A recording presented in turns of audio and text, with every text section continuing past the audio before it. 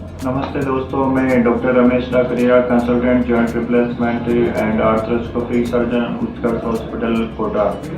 दोस्तों, आज हम बात करेंगे रिकरेंट डिसलोकेशन और शोल्डर के बारे में, जिसे कहा जाता है कंधे का बार बार उतर जाना।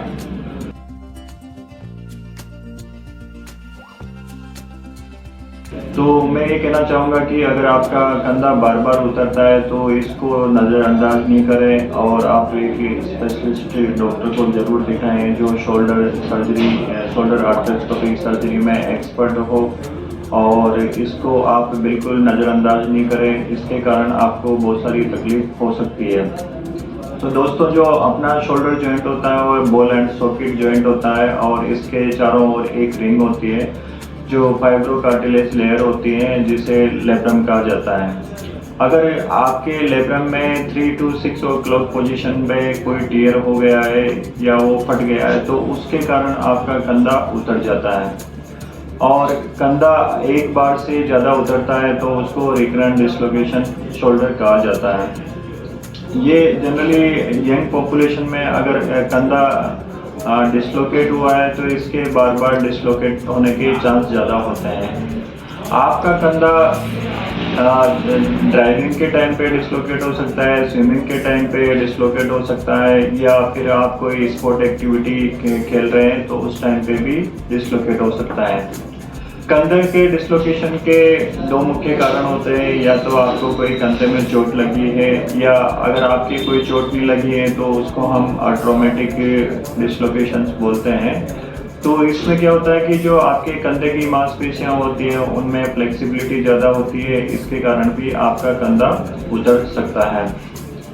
जनरली जो एंटीरियर डिसलोकेशन होता है वो ज़्यादा होता है, और इसके कारण आपको जो बैंकार्ड लीजन है वो हो सकता है, और एक जो कंधे पे डेंट पड़ जाता है उसको हम हील सैक लीजन्स कहते हैं, तो वो हो सकता है। अगर आपका कंधा बार बार उतरता है तो आपको एक एक्सपर्ट आर्थ्रोस्कोपिक सर्जन जो शोल्डर सर्जरी में एक्सपर्ट हो तो उससे ज़रूर संपर्क करना चाहिए और उनको दिखाना चाहिए। कंधे में डिसलोकेशन के लिए हम 3 मुख्य टेस्ट करवाते हैं। पहला टेस्ट होता है जिसमें हम एक्सरे करवाते हैं, और एक्सरे के द्वारा हम ये पता लगा सकते हैं कि आपका कंधा डिसलोकेट है या नहीं है। अगर आपका कंधा फर्स्ट टाइम डिसलोकेट है तो आप एक्सरे करवा के ये देख सकते हैं कि आपका कंधा डिसलोकेट है या नहीं है। इसके बाद में अगर रिकरेंट डिसलोकेशन रहता है तो इसमें 2 मुख्य टेस्ट करवाए जाते हैं, जिसमें एक सीटी स्कैन होता है और दूसरा टेस्ट एमआरआई टेस्ट होता है। सीटी स्कैन टेस्ट से हम ये पता लगाते हैं कि आपका जो ग्लिनोइड वाला या सॉकेट वाला पार्ट है उसमें कोई बोन लॉस है या नहीं है। एमआरआई द्वारा ये पता लगाया जाता है कि जो आपका जो रिंग वाला पार्ट है जिसे बैंकार्ड कहते हैं वो कहाँ से फटा हुआ है और उसका कितना पार्ट फटा हुआ है। इसके बाद में दोस्तों बात करते हैं कि अगर आपका कंधा बार बार उतर रहा है तो क्या ट्रीटमेंट करवाना चाहिए और क्या क्या ट्रीटमेंट ऑप्शन आपके पास हैं। आजकल जो सबसे अच्छी सर्जरी कंधे के डिसलोकेशन में जो की जाती है, जिसको आर्थ्रोस्कोपिक सर्जरी कहते हैं, जो सबसे ज़्यादा सक्सेसफुल रहते हैं, और मैं ये कहना चाहूँगा कि इसकी जो सक्सेस रेट होती है वो 98% से 99% होती है। अगर आपके कंधे में कोई बोन लॉस नहीं है या आपके कंधे में बोन लॉस 20% से कम है तो उस केसेस में मैं कहना चाहूँगा कि आर्थ्रोस्कोपिक सर्जरी सबसे अच्छी सर्जरी मानी जाती है, जिसमें कोई चीरे फाड़ी नहीं होती है, केवल 2 या 3 छोटे होल बना के और उससे पूरी सर्जरी की जाती है।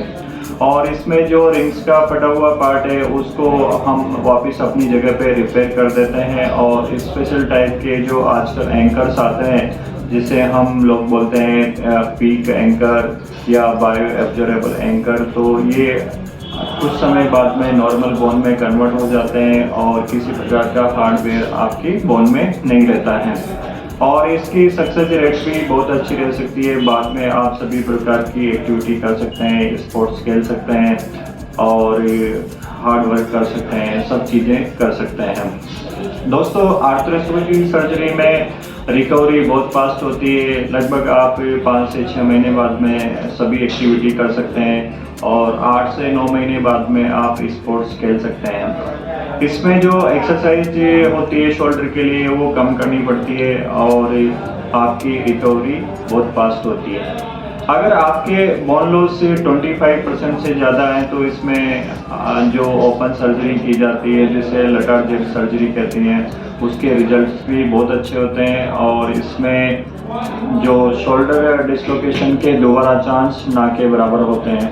आजकल लटार जेट सर्जरी है वो दूरबीन के द्वारा भी की जाती है और उसमें रिकवरी फास्ट होती है और रिजल्ट्स बहुत अच्छे होते हैं। तो दोस्तों मैं ये कहना चाहूँगा कि अगर आपके भी शोल्डर में कोई प्रॉब्लम है या कंधा आपका बार बार उतरता है तो आप बिल्कुल नज़रअंदाज नहीं करें और एक स्पेशलिस्ट शोल्डर आर्थ्रोस्कोपिक सर्जन से ज़रूर संपर्क करें। अगर आपको भी किसी तरह की शोल्डर से रिलेटेड प्रॉब्लम है या आपका कंधा बार बार उतर जाता है या कंधे की कोई मांसपेशी फटी हुई है तो आप नीचे दिए गए व्हाट्सएप नंबर पे आप अपनी रिपोर्ट भेज सकते हैं और हमसे डिस्कस कर सकते हैं। धन्यवाद।